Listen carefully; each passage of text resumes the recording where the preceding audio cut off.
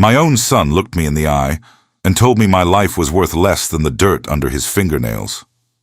That was the moment I realized the boy I raised had died long ago, replaced by a calculating stranger with a hollow chest.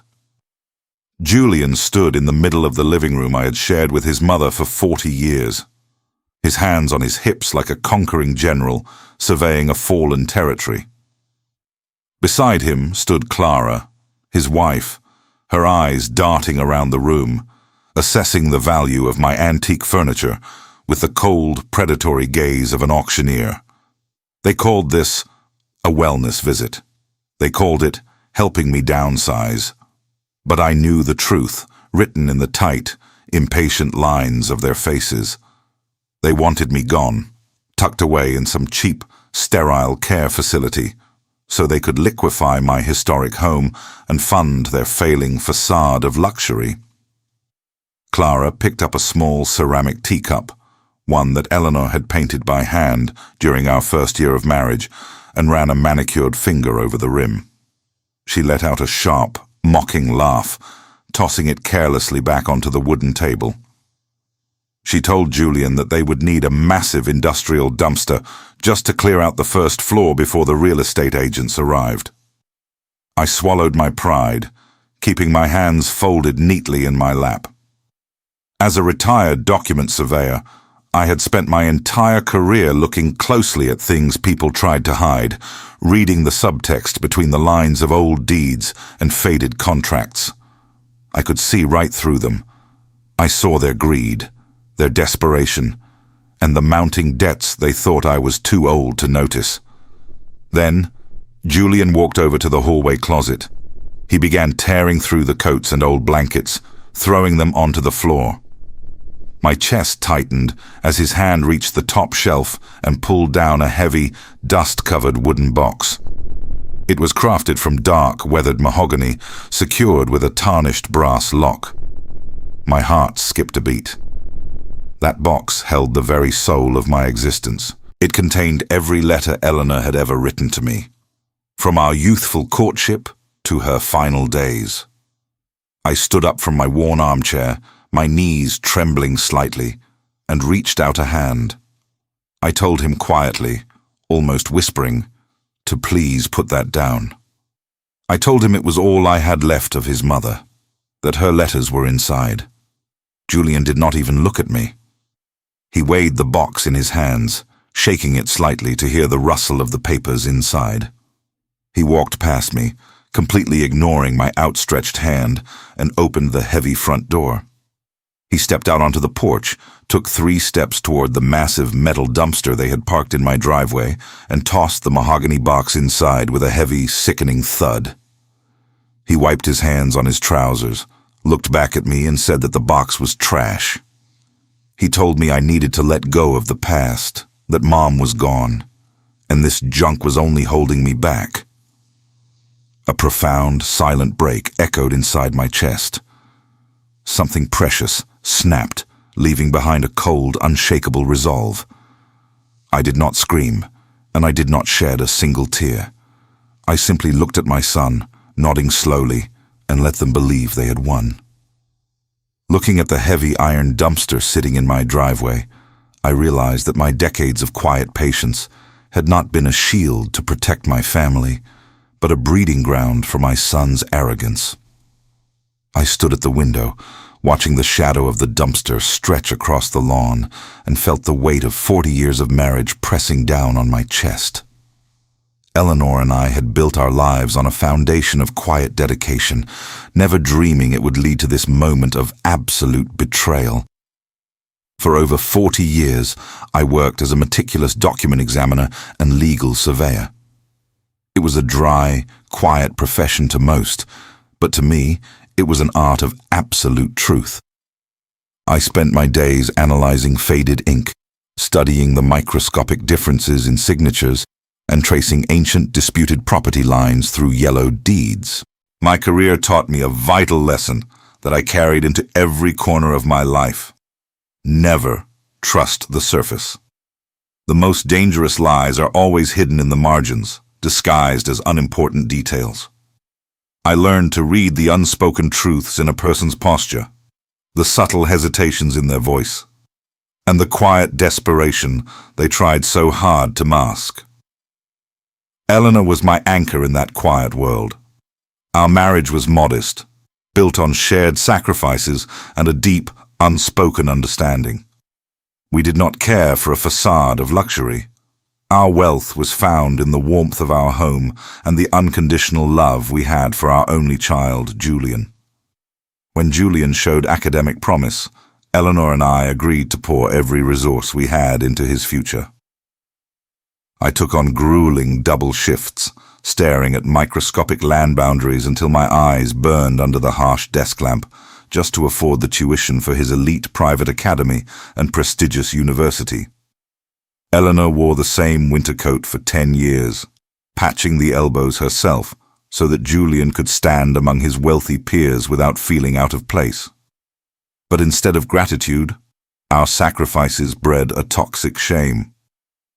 Julian began to look at my calloused hands and Eleanor's simple, homemade dresses with open embarrassment. He grew ashamed of his working-class roots, inventing a grander history for himself to fit in with his high society classmates. When he met Clara, his descent into greed was cemented. Clara was the daughter of a notorious, shady local developer, a man whose fraudulent land dealings I had actually crossed paths with during my career. Clara did not see a family in us. She saw an obstacle to the inheritance she believed Julian deserved. Together, they built a gilded cage of debt and pretense, treating my quiet lifestyle with utter contempt. For years, I swallowed my pride. I tolerated their condescending remarks, their dismissive glances, and their quiet disrespect. I chose peace over conflict, foolishly hoping that the values Eleanor and I had instilled in Julian would eventually guide him back to humility. I thought my silence was a form of grace. But as I looked out at the trash heap containing my wife's sacred letters, I finally understood the truth. My silence had not saved my son. It had only fed the monster he had become. And now, the time for silence was over. There is a specific kind of quiet fury that takes hold of a man when his own flesh and blood treats his sacred memories like useless debris. I waited in the darkness of my empty living room, watching the headlights of Julian and Clara's luxury SUV fade into the distance before I finally moved. The pouring rain was already drumming a relentless, heavy rhythm against the window panes, but I barely felt the chill as I stepped out onto the porch. My boots sank into the muddy grass as I approached the towering, rusted iron dumpster parked in my driveway like a metal monument to my son's arrogance. Climbing the cold metal side, my hands scraped against the wet iron until I saw it, resting face down amidst the discarded drywall and broken plastic. I pulled Eleanor's mahogany box into my arms, holding it tight against my chest like a rescued child, ignoring the freezing water soaking through my coat. Back inside my study, the familiar sanctuary of my long career welcomed me with the comforting sense of old leather and dry ink. I placed the wet, heavy box on my workbench and retrieved my old document surveyor tools, my fingers moving with the precise, practiced muscle memory of a lifetime spent analyzing secrets. With a fine steel pick and a brass hammer, I carefully worked the wet, swollen latch until the lock yielded with a soft, satisfying click. As I lifted the lid, a gentle wave of dried lavender and aged paper drifted into the room, instantly cutting through the damp smell of the storm outside. I gently lifted the top bundle of Eleanor's letters, her elegant, flowing script instantly bringing a lump to my throat. But as I read the deeper, hidden pages, she had instructed me to keep sealed until the right moment. The true magnitude of her family's legacy unfolded before my eyes. Eleanor had always been private about her past, but these documents revealed she was the sole, estranged heir to the historic Harrison industrial estate. Tucked beneath the letters lay a small, heavy brass key wrapped in oilskin, alongside a series of pristine, wax-sealed land certificates. My professional instincts took over as I spread the yellowed parchment across my desk under the bright hum of my magnifying lamp. I traced the microscopic ink lines and the authentic government watermarks, my heart pounding as the pieces of a massive puzzle fell into place. These were the original, underlying land patents for the entire Northern Valley District. This was the exact historical zone that Clara's developer father was currently bulldozing for his high-profile, multi-million-dollar commercial redevelopment. Because of a legal loophole in the municipal charter from a century ago, whoever held these original patents owned the absolute rights to the land beneath the concrete. Clara's family had spent millions purchasing the surface properties, but they did not own the deep-level land patents. Julian and Clara wanted to throw me into a cheap nursing home to steal my modest house, entirely unaware that the discarded wooden box they threw into the trash held the legal power to bankrupt their entire family empire. I looked down at the brass key and the ancient deeds, a slow, cold smile finally breaking across my face. They wanted a war of attrition, but they had unknowingly handed me the ultimate weapon. They did not even wait for the mud on my porch to dry before they returned, ravenous and impatient, holding the legal instruments of my intended execution. When the doorbell rang, I took a deep breath, composing my face into the mask of a broken, grieving old man, and burying the cold fire that had ignited in my chest overnight. I opened the door to find Julian and Clara standing there, flanking a nervous, pale man in a cheap gray suit who carried a heavy leather briefcase. Clara did not wait to be invited in. She swept past me into the hallway, her high heels clicking like the ticking of a countdown clock against the hardwood floor. She held a glossy, cheap tri-fold brochure in her hand, placing it onto the entryway table with a delicate, overly theatrical sigh. "We found the perfect place for you, Arthur," Clara said, her voice dripping with a sickening manufactured sweetness that made my stomach turn. She pushed the brochure toward me, showing photos of a sterile, low-budget care facility with faded yellow walls and artificial gardens. "It has 24-hour monitoring. You won't have to worry about a single thing anymore. We just need to take care of the boring paperwork today so we can get you settled in your new home." Julian stepped forward, refusing to look me in the eye. Instead, his gaze darted around the living room, already calculating the square footage and the potential commission from the sale. He gestured to the quiet man in the suit, introducing him as a mobile notary. Julian laid out several heavy packets of paper on the dining table, the words "General Power of Attorney and Quitclaim Deed" staring up at me in bold, unforgiving print. He handed me a heavy gold pen, his hand trembling slightly, with an urgency he tried desperately to hide. He told me to sign, saying it was for my own good, that managing this historic house was simply too much of a burden for my failing mind. I sat down slowly, letting my shoulders slump and my hands shake as I reached for the documents. But as I stared down at the papers, my professional training took over. I did not look at the ink. I looked at them. I studied Clara first. She was smiling, but her eyes were wide, frantic, and bloodshot. She was clutching her luxury handbag so tightly, her knuckles were white. It was a prominent designer brand, but my eyes immediately caught the subtle flaws. The stitching along the bottom seam was uneven, the gold plating on the clasp was slightly peeling, and the logo was a fraction of a millimeter off-center. It was a counterfeit, a high-quality fake, designed to project a wealth she no longer possessed. I looked at Julian. He was sweating despite the cool breeze coming through the window, his foot tapping a frantic, desperate rhythm against the rug. He kept checking his phone, his face turning pale with every silent notification. Using my decades of experience in fraud detection, the truth became blindingly clear. They were not just greedy, they were drowning. They were in severe financial distress, facing an impending collapse, and they were absolutely desperate for an immediate cash injection from my property to keep their gilded cage from shattering. I looked up at my son, letting a weak, defeated sigh escape my lips. I whispered that I was tired, that my mind was foggy, and that I needed 48 hours to read through the clauses and think it over. Clara's sweet smile instantly vanished, replaced by a flash of pure, predatory rage. But Julian held her back, whispering that a 2-day delay was better than making a scene.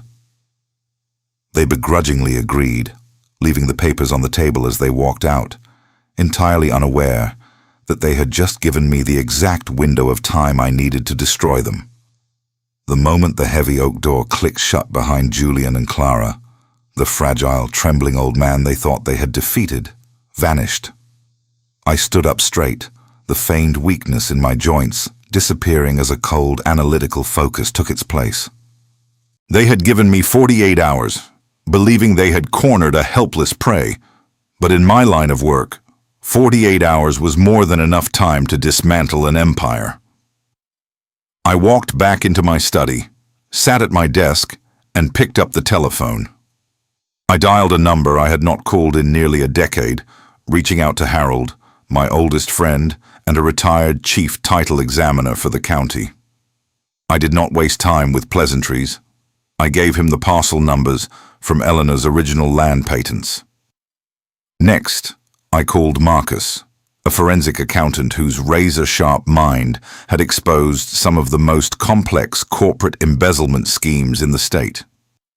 My professional network was a quiet, dormant machine, but when activated, it moved with terrifying, silent efficiency. Within hours, the digital and paper trails began to converge on my desk, painting a picture of desperation far worse than I had initially calculated. The documents Harold and Marcus unearthed revealed a staggering criminal conspiracy. Clara's father, the prominent developer who paraded around town as a self-made billionaire, was on the absolute brink of total bankruptcy. His high-profile commercial redevelopment project in the Northern Valley was a hollow shell, bleeding cash and facing massive foreclosures. In a desperate bid to secure a multi-million-dollar lifeline from a private investment consortium, he had put up the land itself as collateral. But he had committed a fatal, criminal error. He had forged the land titles, claiming ownership of the deep-level rights that actually belonged to Eleanor's private historic trust, the very trust I now legally controlled. But the deepest, most painful blow came when Marcus sent over the loan's co-signature pages. My hands shook slightly, not from age, but from a profound, sickening grief as I stared at the signature on the bottom line. Julian. My own son had co-signed these fraudulent loans, putting his name, his career, and his entire future on the line as a guarantor for his father-in-law's criminal schemes. He had been so blinded by Clara's fake luxury and their desperate need to maintain their gilded cage that he had willingly walked into a trap of bank fraud and grand larceny. He was ready to throw me into a cheap, sterile nursing home and steal my house just to get his hands on the liquidation cash, completely unaware that he was already standing on the gallows with a noose around his own neck. I looked down at the mahogany box resting on my workbench, its brass lock gleaming under the desk lamp. The very box Julian had thrown into the wet metal dumpster, calling it useless trash, contained the original wax-sealed land patents that made his fraudulent loans a federal crime. It was the ultimate weapon. I systematically organized the fresh financial records alongside Eleanor's historic deeds, sliding them into a thick manila folder. I had the airtight evidence. I had the law, the truth, and the absolute power to destroy their entire house of cards. They wanted my signature in 48 hours, and I was going to give them a confrontation they would never forget. I watched the three of them sit at my dining table, their faces glowing with the predatory satisfaction of wolves who believed they had finally cornered their prey. It was a strange, hollow sensation, welcoming the very people who wished to erase me into the home I had spent 40 years building and defending. I had set the table with Eleanor's finest porcelain and polished the silver until it reflected the greedy hunger in their eyes. In the center of the table sat a dusty bottle of 1982 Cabernet Sauvignon, a rare vintage Eleanor and I had saved for a milestone we would never get to share. I watched Clara's father, Richard, pour himself a generous glass without asking, his thick, gold-ringed fingers gripping the crystal stem with casual disrespect. Clara looked around the room, her nose slightly upturned as she remarked on how quaint the old place was, though she quickly added that a complete demolition would be the only way to maximize the lot's true value. Julian did not look at the walls or the art. His eyes were fixed entirely on me, tracking my hands with a desperate, frantic urgency that made me pity the man he had become. Richard leaned back, swirling the deep red wine in his glass, and told me that I was making the smart choice. He said a man of my advanced age shouldn't be burdened with the upkeep of a crumbling estate, and that the care facility they found for me would feel like a permanent vacation. Clara smiled, her counterfeit designer watch catching the light of the chandelier as she slid the heavy leather folder across the table, right next to my wine glass. She tapped the top page, where the general power of attorney and the quitclaim deed lay waiting, and handed me a heavy gold pen. Julian nodded quickly, urging me to just sign the papers so we could all move forward and put this difficult chapter behind us. I looked at the pen in my hand, then looked up at my son. I asked him if he was absolutely sure this was what his mother would have wanted. Julian scoffed, telling me to stop living in the past, and that Mom was gone. Instead of picking up the pen, I reached down beside my chair. I lifted the heavy, weathered mahogany box and placed it squarely in the middle of the dining table, right on top of their pristine legal documents. The wet, dark wood left a damp, circular stain on the crisp white tablecloth. Julian froze, his face turning a pale, sickly shade of gray. He let out a nervous, forced laugh, asking me why that piece of garbage was back inside the house when he had already thrown it where it belonged. Clara rolled her eyes, demanding to know why we were delaying the signing over a dusty box of old junk. I sat up straight. The slight tremble in my hands vanished, and the slouched, defeated posture I had worn for days evaporated into a cold, unbreakable stillness. I looked directly into my son's eyes, and for the first time in his life, he saw the formidable, calculating mind of the man who spent 40 years exposing the darkest secrets hidden in the margins of the law. I told him that this box was never trash, and that they were about to find out exactly what was inside. Look at the fear in my son's eyes, and you will see the exact moment a lifetime of calculated lies begins to unravel. Julian stared at the weathered mahogany box resting on top of his fraudulent legal papers, his breathing shallow, his hands trembling, as he realized the fragile, defeated old man he thought he had cornered was gone. I leaned forward, my voice dropping to a calm, steady register that commanded absolute silence in the dining room. I told them that they had spent years looking down on me, treating my quiet life as a sign of weakness, but their arrogance had blinded them to the storm they had just walked into. I reached into the box and pulled out the wax-sealed land certificates, placing them gently on the table. I explained to Clara and her father, Richard, that my late wife, Eleanor, was not the simple, ordinary woman they had so easily dismissed. She was the sole, rightful heir to the historic Harrison industrial estate. I held up the heavy brass key, explaining it unlocked a secure Swiss vault containing the remaining physical assets of her family's trust. But more importantly, I tapped the yellowed parchment of the original land patents. I told Richard that these documents proved Eleanor's estate owned the absolute deep-level rights to the entire Northern Valley district, the very land his company was currently bulldozing. Without these patents, His multi-million-dollar commercial development was a lawless invasion of private property. Clara tried to speak, her voice rising in shrill desperation, but I silenced her as I dropped the thick manila folders containing the forensic audits onto the table. I watched the color completely drain from Richard's face as I laid out the irrefutable evidence of his impending bankruptcy and the massive bank fraud he had committed by forging land titles. I looked directly at Julian, my heart aching with a profound, quiet grief. I told him I knew he had co-signed those fraudulent loans, putting his own future and career on the line to fund their hollow facade of luxury. The very box Julian had heartlessly thrown into the wet metal dumpster, calling it garbage, held the only legal and financial power that could have rescued them from ruin.